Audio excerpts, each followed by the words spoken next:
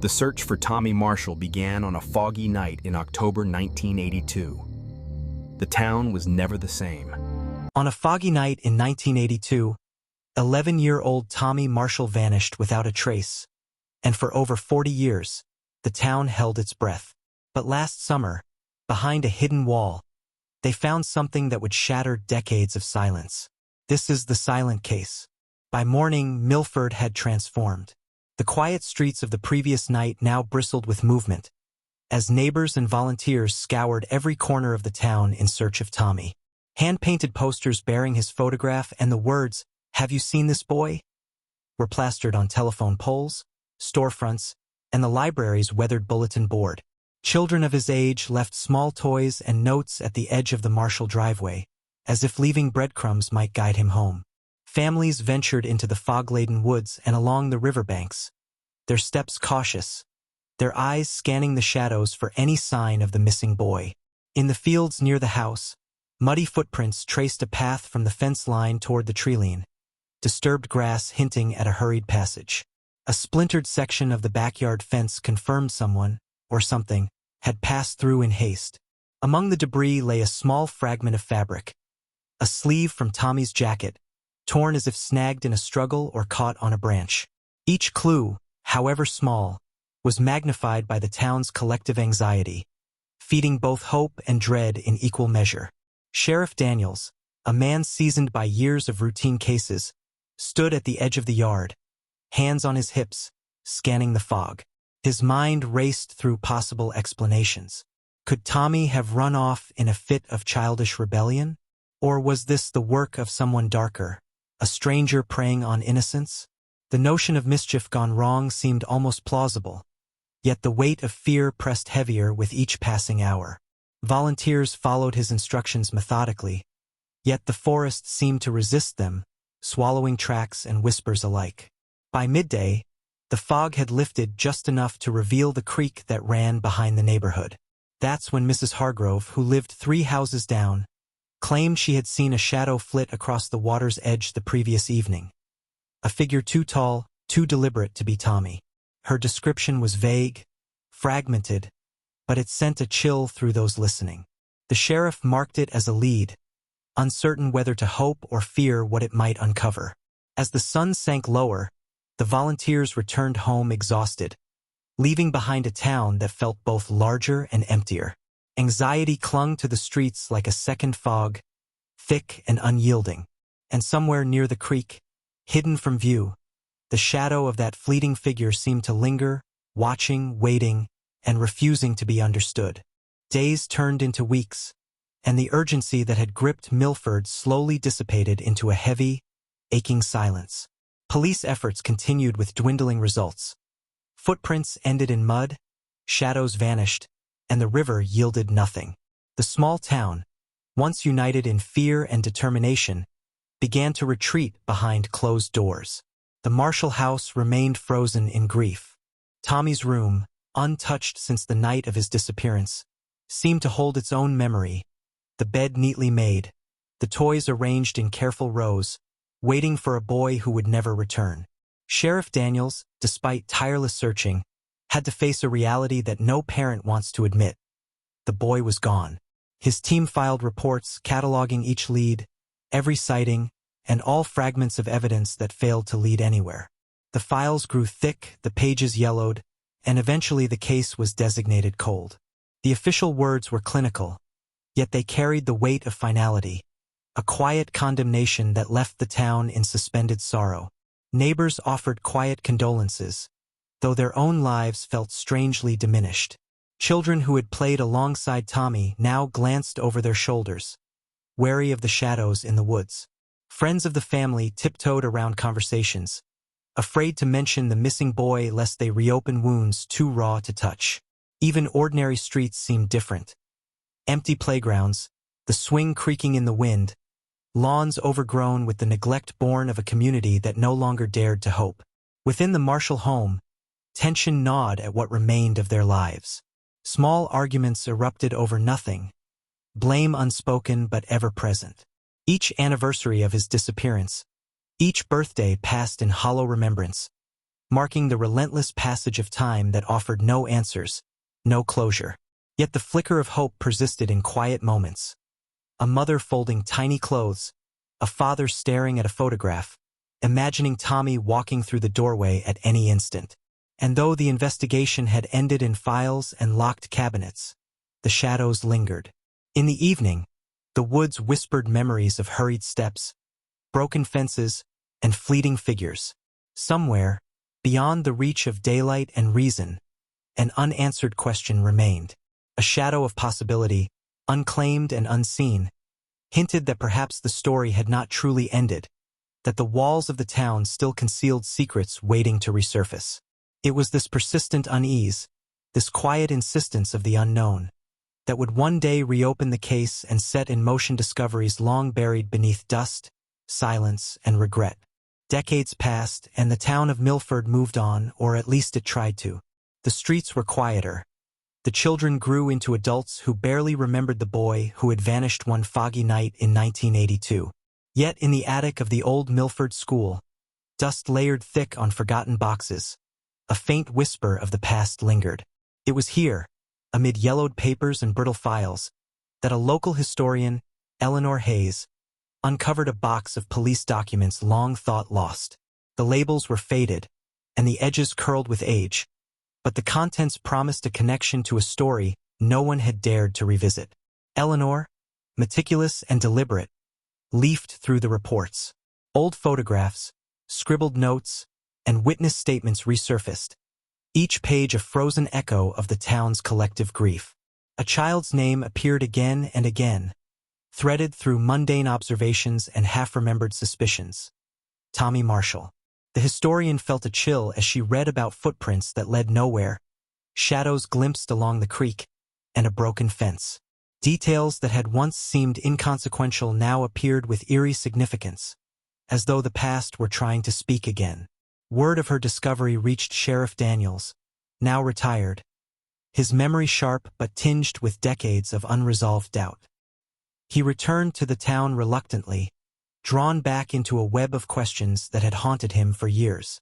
Together with Eleanor, he began to cross-reference the old files, noticing small inconsistencies, forgotten leads, and fragments of evidence that had been overlooked. A sense of urgency, long dormant, stirred in both of them, a spark in the dust of time, fragile yet insistent. Among the papers, a peculiar note caught Eleanor's eye, a reference to the basement of the Marshall house, and a strange odor behind a wall that had never been fully investigated. The words were cryptic, almost dismissive, but they resonated with a new weight, hinting at a hidden story beneath the town's veneer of normalcy. As the sun dipped behind the rooftops, the shadows of the past lengthened. The town's quiet streets seemed to hold their breath, waiting for what might come. For the first time in decades, the possibility of answers felt tangible. Somewhere behind layers of dust, forgotten walls, and lost memories, the truth awaited discovery, and with it, a reopening of a story that time had not erased. It was during the renovation of the old Marshall house that the past finally breached the present. Workers, prying away decades of plaster and lath, uncovered something unexpected. A small cavity hidden behind the basement wall. Inside lay a boy's jacket, folded carefully as if placed there with purpose.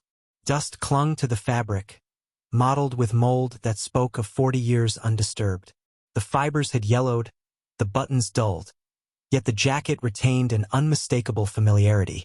Eleanor and the retired sheriff stood silently, absorbing the weight of what had been unearthed. The jacket was immediately recognized. It belonged to Tommy. A faded name tag inside confirmed it: T. Marshall, 1982. For the first time in more than 40 years, the missing boy's presence was physically tangible, a connection to the child who had vanished from a foggy bedroom one night. The discovery sent ripples through the town. The Marshall family, long resigned to grief, were called to see what remained of their son's lost world. Emotions surged: shock, relief, sorrow, and a trembling hope that the truth might finally emerge. Forensic experts were summoned to examine the jacket. Every detail was analyzed: the torn sleeve, threads of carpet fiber from the old Millford library, specks of soil matching the riverbank near the creek. The mold and dust were aged precisely, confirming decades of concealment. While fingerprints had long faded, the fibers and remnants offered a silent testimony, fragments of a story that had waited patiently to be told. The jacket's placement suggested deliberate concealment, not accident. Someone had hidden it, perhaps in fear, perhaps to obscure a truth that the town had never been ready to confront. As Eleanor photographed the garment, she noticed a small handwritten mark inside the lining, a set of initials partially obscured by time. It was a clue, tiny and cryptic, hinting at a hand that had acted intentionally. As evening fell, the basement felt both sacred and haunted. A chamber of frozen memories finally pried open. Questions hung thick in the air. Who had hidden the jacket, and why? How many details of that night had been buried alongside it? The discovery was both an ending and a beginning. For the first time in decades, the investigation could move forward, guided by a tangible artifact, a silent witness to a tragedy that refused to remain forgotten. The discovery of Tommy's jacket had reopened the town's dormant curiosity, but it was the cavity behind the wall that held the most secrets. Beneath layers of dust and plaster, forensic investigators carefully examined the surrounding area, uncovering small objects left unnoticed for decades. A tarnished toy soldier, a faded coin, and a notebook with brittle pages curling at the edges. Each item seemed insignificant alone, yet together they hinted at fragments of Tommy's last hours, pieces of a puzzle that had been obscured by time. Eleanor traced her fingers over the notebook's cover, marveling at how fragile the evidence had become. The pages were filled with scribbles, childish handwriting mingling with symbols that seemed deliberate yet cryptic. Some notes referenced the creek and the woods, others mentioned names of friends and local streets, but a few entries were enigmatic, almost like a coded warning. The historian felt a shiver run through her. This was more than a lost boy's belongings. It was a map of memories someone had tried to preserve or perhaps manipulate. A retired teacher, Mrs. Langley, was brought in to examine the notebook. She squinted at the handwriting, her memories of that year returning in flashes.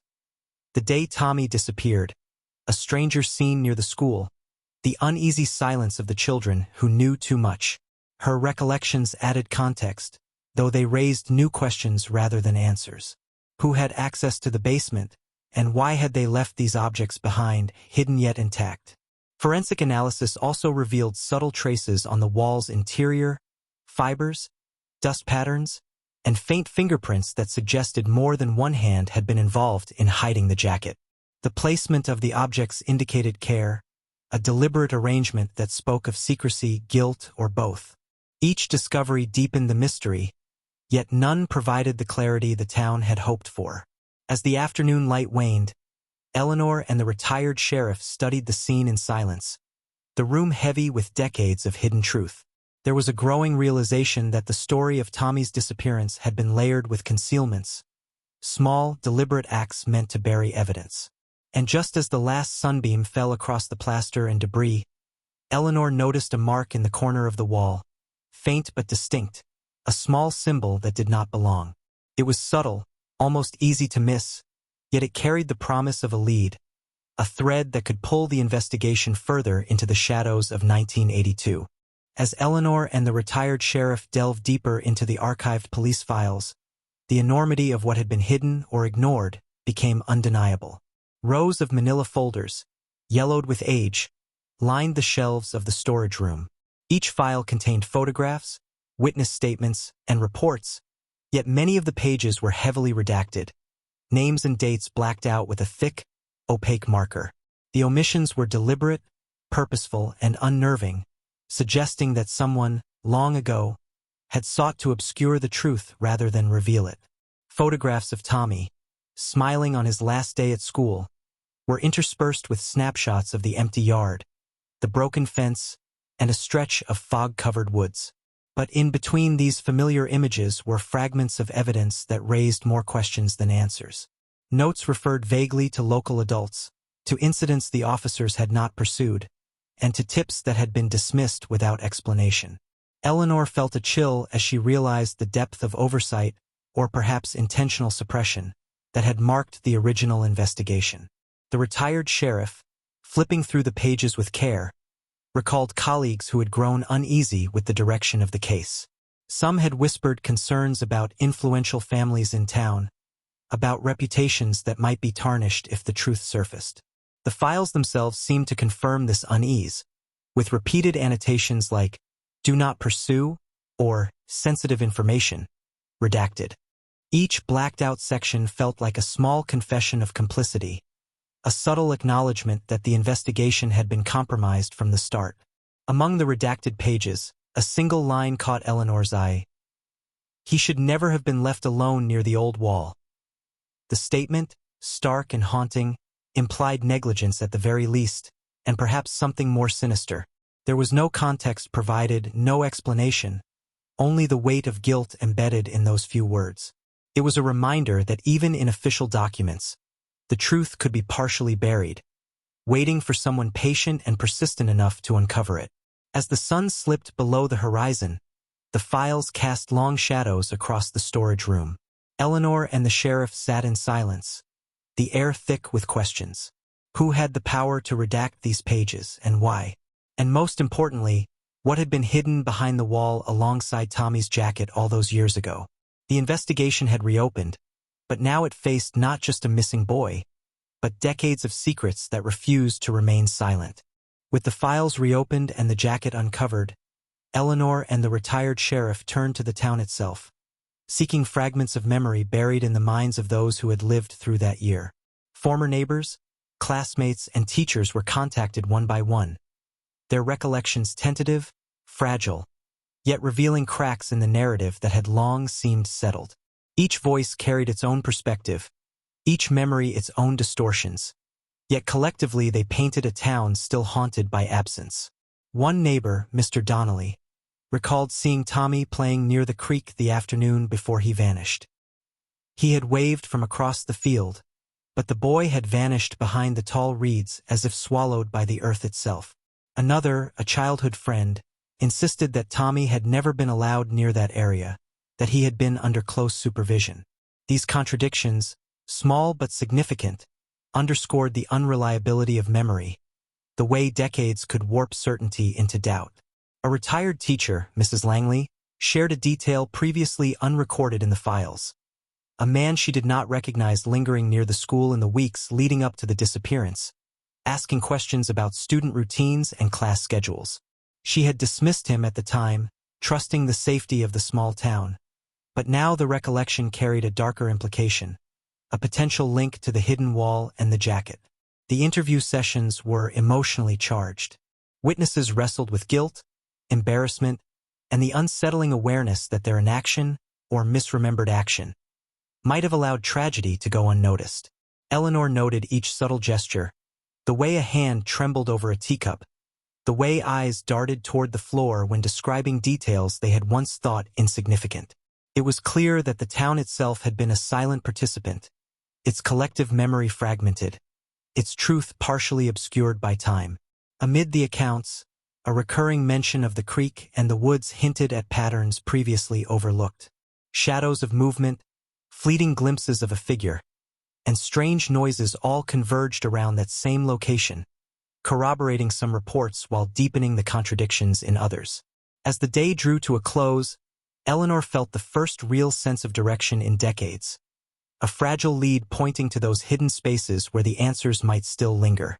And somewhere in the distance, the memory of a fleeting shadow by the creek, once dismissed as imagination, began to feel less like fiction and more like a trail waiting to be followed. The breakthrough came unexpectedly, from a voice long silent. An elderly man, once a resident of Millford and now living in a neighboring town, contacted Eleanor after reading about the reopened investigation. He requested a private meeting, claiming he had information he had carried for decades, a secret he could no longer bear.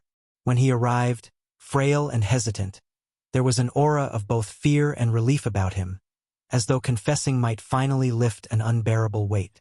He spoke of the night Tommy vanished, his voice trembling as he recounted details long buried in shame. He admitted to knowing about the jacket and the hidden cavity, confessing that he had helped conceal it, though he insisted no harm had been intended. Panic and fear had driven the decisions.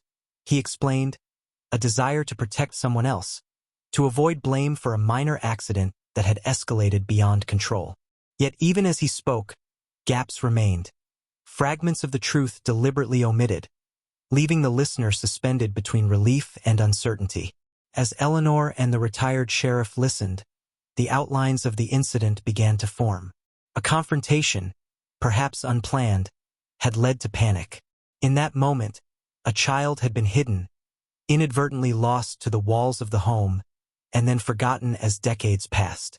The confession offered insight, yet it also deepened the mystery.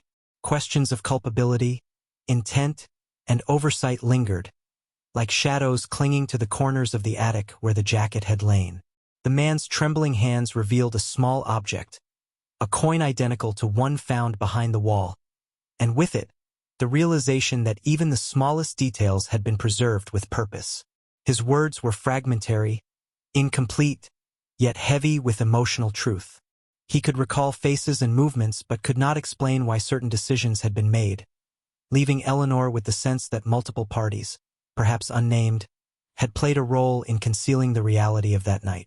By the end of the meeting, the weight of decades seemed to hang over the room. The confession was both revelation and challenge. It illuminated portions of the story but left critical questions unresolved. And as the man departed, Eleanor felt the unmistakable pull of the next step. Tracing the hidden threads, understanding the initials in the jacket, and confronting the remaining shadows of Millford's past. The path toward clarity was now tangible, yet treacherous, and the answers seemed just within reach, waiting for those brave enough to pursue them. The threads of decades-long mystery began to converge, slowly forming a picture that had eluded the town for more than 40 years. Eleanor, the retired sheriff, and forensic investigators revisited the Marshall house, retracing every step, examining every detail in the basement where the jacket had been hidden. With the confession, the recovered objects, and the partially decoded notebook, a timeline emerged. The accident, the panic, the desperate concealment of evidence, and the inadvertent loss of a child into the very walls meant to protect him. Reconstructing the scene, it became clear that the jacket had been deliberately placed, folded carefully, while the other small items, the coin, the toy soldier, the notebook, had been left as a subtle map of memory. Someone had attempted to preserve fragments of Tommy's presence, to ensure he was remembered even if he could not be found. The initials scrawled inside the lining, once cryptic, now pointed toward the adult involved in the cover-up, linking confession with physical proof and validating the long-forgotten reports that had once been redacted. The family was brought in for the first time since the discovery. Their emotions were raw, alternating between sorrow, relief, and disbelief.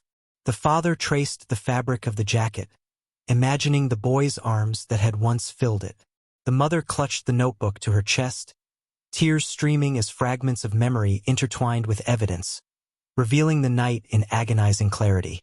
The town's long-held silence broke in those quiet moments, replaced by the weight of acknowledgement, empathy, and a shared reckoning with a tragedy that had been suppressed for decades.